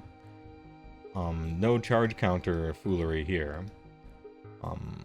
I'm ready to put this into it's just trash. It's strictly better than Darksteel Ingot in like a million ways, and yet it still sucks. However, I tricked you. This is actually at the bottom of bad tier, because notice that its effect here, when it enters the battlefield, if it was kicked, create 2 tokens that are copies of it. So this is an enter the battlefield effect. And so if you are playing a casual Panharmonicon style, Elesh style, double your ETB trigger kind of things, then Skyclave Relic for 6 suddenly gives you 5 of them, or maybe more depending on how many of those effects you're stacking. So I think that this is actually not trash. It is actually a bad card in a vacuum, but in like a Panharmonicon style triggered ability doubling thing. You pay 6 and you get like a million indestructible mana artifacts, and one of them enters untapped, which is kind of neat. So I'm gonna put it probably like right here. I think it's better maybe than charcoal diamond, because like the specific use case is kind of neat. Of like, Commander Sphere if you're playing Sun Titan and your deck is casual, Skyclave Relic if you're in Panharmonicon, and Chromatic Lantern if you have no money but you still want a 5-color, and that's like where these are. Charcoal Diamond if you're in a monocolor deck and you have no money. Everflowing Chalice if you're in a casual charge counter thing, and same thing with this. Yeah, probably in this order, I think. Doubling Season works too. I'd have to read it, but yeah. All the, like, the token creation doubling, triggered ability doubling, all that kind of stuff, it all works with Skyclave. So if you're in a deck that plays all that, sometimes, you know, you just randomly have this mono rock and you're like, I pay 6 for it. And I get, doing some math, 64 Skyclave relics. Hell yeah. I mean, they're all tapped, which is kind of sad, but hey, they're still indestructible. Kind of cool. Next up, we got Relic of Legends. Relic of Legends. Yeah, then Armageddon, true. Relic of Legends. Here's another 3-mana artifact that only adds 1, and so, damn, that shit sucks, right? Wrong. Tap an untapped legendary creature you control, add 1 mana of any color. Ooh, it's another Honor-Worn Shaco. Only better. Because it's any color of mana. Let's go. So you play it in Legends.deck, right? Both of these. So 3 for 1 is not a good rate, but this is much more than 3 for 1 in the right deck. So it's specific, but actually so good. You saw an interesting question and didn't know shit about how to engage with it. Hand me 200 burgers. You can pick 1 color. What mono do you run? Oh, 200 actual dollars. I thought this was like a philosophical thought experiment about burgers or something. $200, and you can pick 1 color. Which mono do I play? So I have to build a monocolor deck for $200.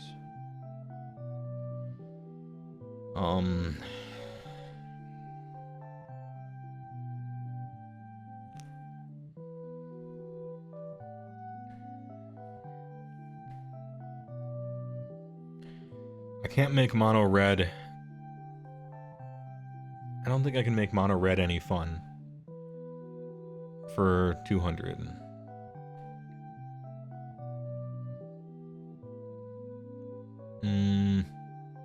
I could make an Urza deck that no one wants to play against for 200 burgers. So like, yeah, I could make a mono blue Urza deck that would be really fun to play that nobody wants to play against for 200. And I'm not saying that the deck would be so good, I'm just saying by reputation no one wants to play against Urza. So like, I get it.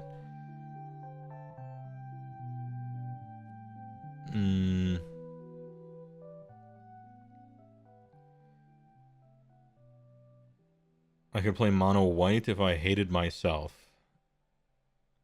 But I don't, so I won't be. I can make a mono green deck that's actually really good. Probably. Same with mono black. Mono black might be too expensive, though.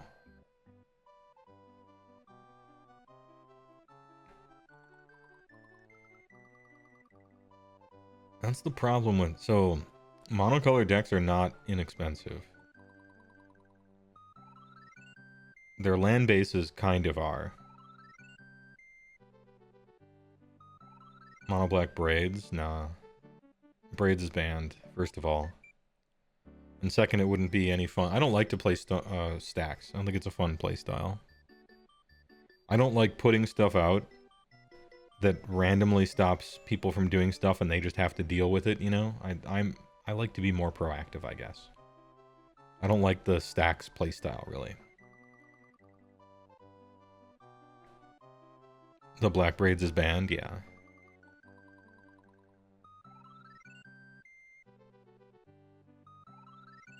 There are multiple. Yeah, there's a blue braids. There's a 3 mana braids. There's a 4 mana black braids.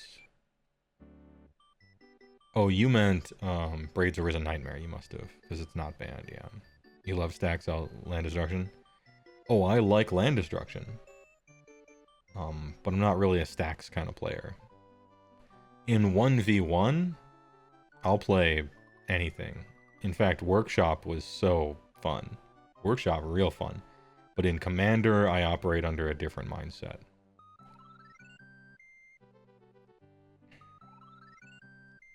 That's a tough one. That's a tough question, Ortirius, because I've been trying to create a casual Commander deck that was like cheap and casual, and I could play it with people who just bought like a pre-constructed deck, you know. And I'm on try number 18, and I've failed to make a deck that's both fun and casual 18 times. So it's almost like you're asking me to make a casual deck since it's $200 in monocolor. And I've failed to do so many times that I don't think I could. I don't think I could. A lot of people end up doing it somehow, but I need more practice at it or something. I haven't. Is Keurig expensive to build? Probably. I think cheap, good, and fun is like that movie production triangle. Yeah, maybe you can only pick 2. I don't know. A lot of casual players have a lot of fun playing decks that I look at them and I'm like, that looks like the least fun deck to play ever. But you seem to be enjoying yourself, so I don't want to ruin that ever, you know. I gotta get more reps in. True. Oh, and last up, wait, did we rate that? Where's the... Yeah, Skyclave Relic, second from there. Got it. Mox Diamond. Anybody got 600 bucks? If you do, boy, have I got the Monorock for you. It costs nothing. When it enters the battlefield, you discard a land. And taps for any color. S tier 100% auto include. With this Mox Diamond, since I don't see Mox Amber, I don't see Chrome Mox. No audio? What do you mean? No, audio should be working. I see it lighten up on my instrument panel, so you might be trolling me, but I'm not sure. It's just one, yeah? Okay. Anyway, depending on how few land you run, maybe you wouldn't want to include this, but that's actually a lie because all the CEDH decks play it and they run so few lands, I can't even believe it. Anyway, yeah, this shit's amazing. If this cost $1, like Arcane Signet does, and Sol Ring, instead of $600, it would be in every single Commander deck. 100% of the time. But it costs $600, so it's not in everything. Chrome Mox goes down in A, I think. Because Chrome Mox, the card disadvantage actually kind of hurts. It's a little more explosive, you know? And that leads to a difference in strategy, I think. So, like, Chrome Mox goes in A. Mox Opal goes in A because maybe you have enough artifacts, maybe you don't. Mox Amber goes in A because maybe you have cheap 2-mana commander or a bunch of legends. Or you don't. And so all those go into A tier. Mox Amber, Mox Opal, Chrome Mox. All of them are in A. Mox Diamond is the only one that rises above the cream. Rises to the top into S, I think. Have you perchance seen the new Screwdriver artifacts from the Doctor Who set? I have not. I could look it up right now, though.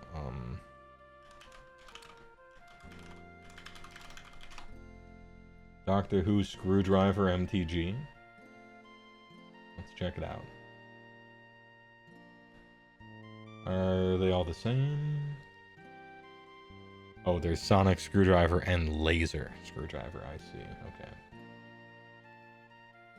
Open a new tab. Open a new tab. Here we go.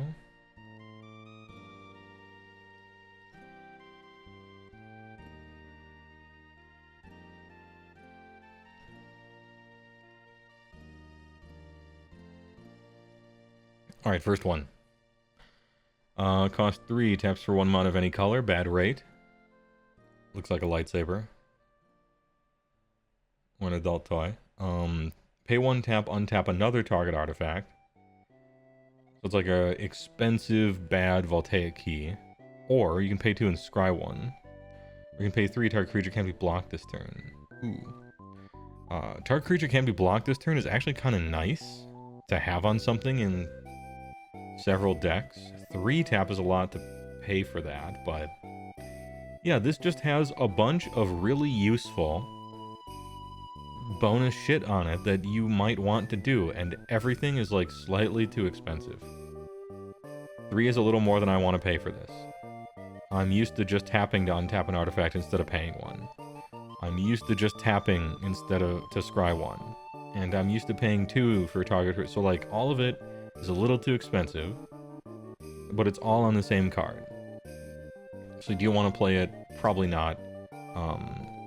In the bad thing. It's in budget or casual maybe. But only in a commander deck that is trying to like get combat damage through so that you really make use of the target creature can't be blocked thing, I think. If you're not going to make use of the target creature can't be blocked, then it's in the trash, I think. And the other one is the laser screwdriver. For 3, add 1 of any tap target artifact, surveil 1, and goad target creature. This is in the trash. In the garbage.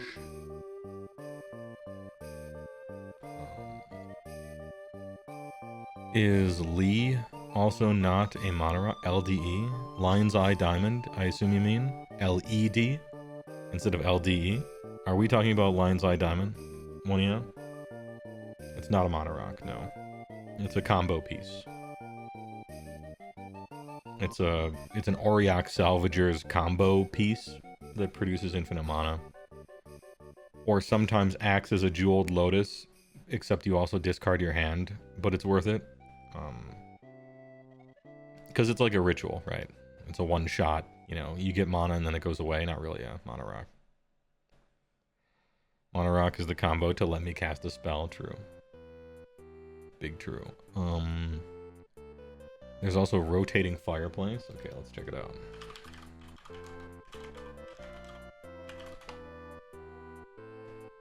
What do you do?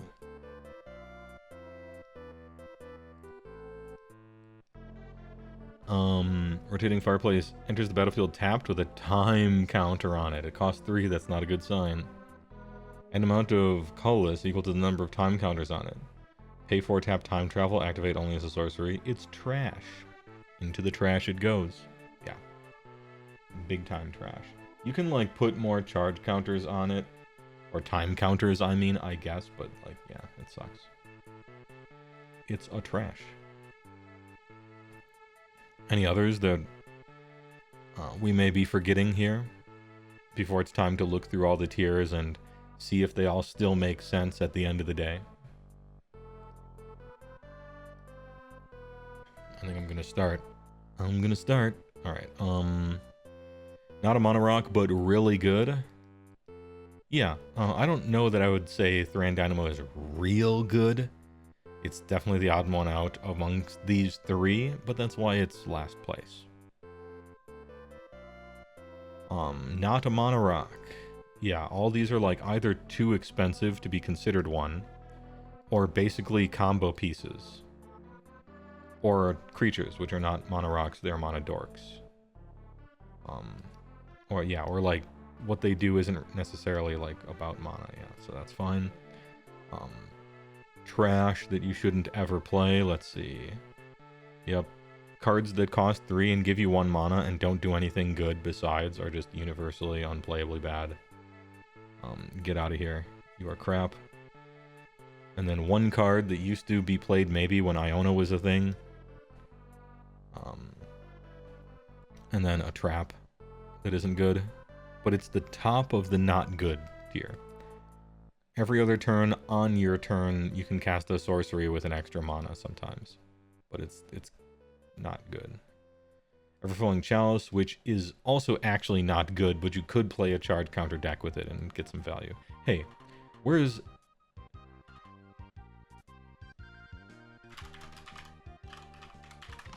I was looking at this Everflowing Chalice, and it reminded me of a card.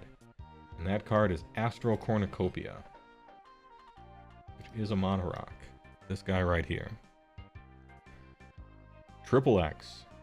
Enters the battlefield with X charge counters on it. Choose a color, add 1 mana of that color to your mana pool for each charge counter on Astral Cornucopia.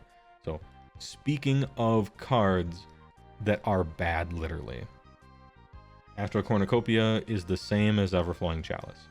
It's bad, don't ever play it, it should be an F tier, but if you're in a charge counter deck that is also casual, then go ahead and play it. So it goes right next to Everflowing Chalice.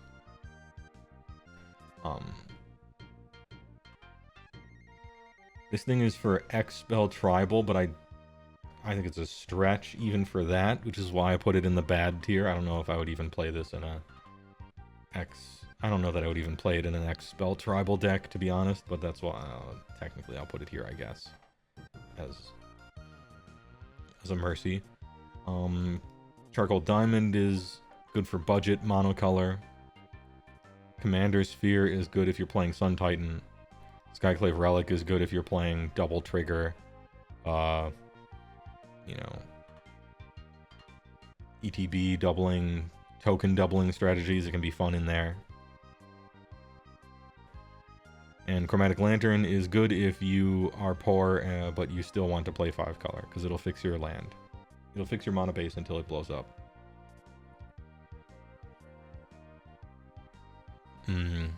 Is Mono Vault in the list? I would put it similarly down. I would put it down here. Mono Vault. It's kind of like a Basalt Monolith, Jeweled Lotus kind of thing. It's like a ritual that has combos to untap. Not as many combos as Basalt Monolith, obviously, but it's kind of like a ritual. It's like a colorless Jeweled Lotus almost that you can later untap if you feel like it sometimes. So I would put it in not a mono rock because it's too temporary. It's explosive mana, not mono rock mana, I think. Same with Doubling Cube. Mana doublers are like, Mirari's Wake and stuff like that, and they go into the I tap out turn 5 and hope no one does anything, and then I untap with double mana. Like all of that stuff I wouldn't count. It's a mana doubler. Anyway, Mind Stone's alright, Worn Power Stone's alright, Midnight Clock, Cursed Mirror, Thought Vessel. They're alright. Kinda, I would say maybe this is the pet card tier here. Like you play value engines and you don't like discarding, so maybe you play a Thought Vessel. Cursed Mirror, you like stealing enter the battlefield value on curve sometimes. Midnight Clock is kind of neat, but it's got downsides.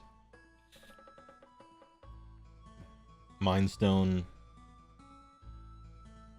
Sometimes you can draw a card, I guess. And it's 1 for 2, I suppose. And then specific, but actually so good if you're specific. I think Is It Signet is like I'm gonna say it. Is It Signet is down into the B tier, I think. Upon further consideration, this shit's down in the B tier for me.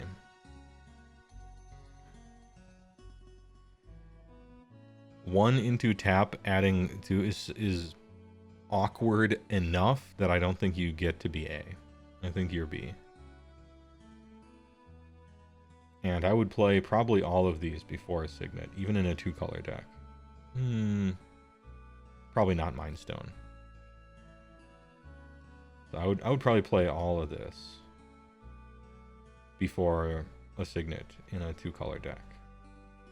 And I wouldn't play a Signet in anything but a 2-color deck, probably. Isn't there also like Iron Crag something, like a legendary one?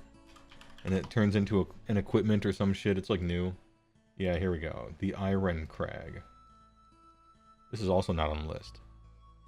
Legendary artifact for 2, taps for 1. You love to see it.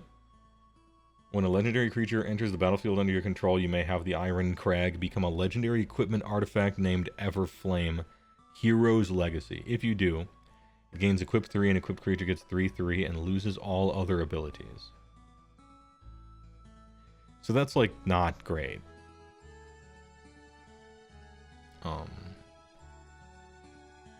Colorless for 2.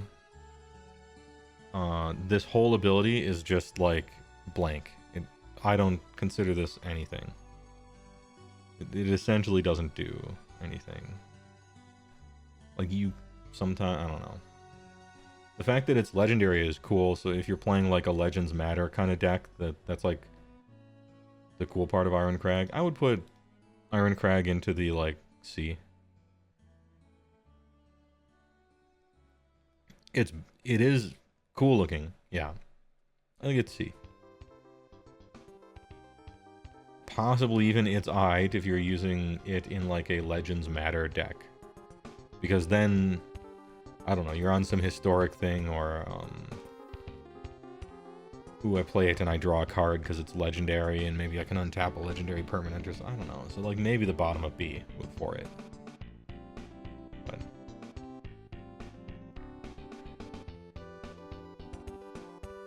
it made you think the creature loses all of their build? No, then it would be trash, but it wouldn't be trash, it would just be normal 1 for 2, but Chromatic Lantern should be B because of how lazy it lets you be. Yeah, I mean, I think to me, Chromatic Lantern, I put it at the top of budget casual bad because it allows you to, if you're on a budget and you're trying to play 4 or 5 colors, Chromatic Lantern just fixes everything. And then randomly someone destroys all artifacts and by pure chance, Chromatic Lantern is destroyed and then your shit like is annoying again. You know what I mean? So that's why it's not in trash, which it would be otherwise, like Coalition Relic and all these others. So I guess I'm defending why it's not in F, and you're saying that it should be in B. But to me, I'm saying that the top of C, I think I'm giving it bonus points, maybe, or maybe I'm really harsh. Grandmaster Torch. It does let you be lazy, and that's fun. To put your mana in just a giant stack and be like, I don't give a shit, I'm tapping all of it. That's fun. That's very nice. Chrome Mox is not on the list? No. But it would be an A. Chrome Mox A, Mox Amber A, Mox Opal A. Because they're all specific, you couldn't play them in everything, but they're very good when they're good and or you want that strategy.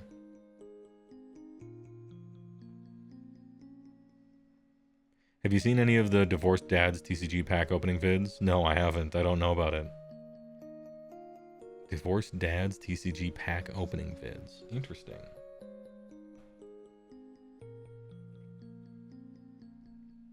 Ahem. Where was I? Oh yeah, we were just getting to that. Organizing the A tier. I think this tier is correct.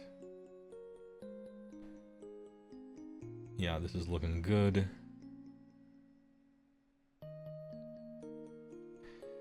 Springleaf Drum, Talisman. Which one is better? Springleaf Drum or Talisman? I think Talisman.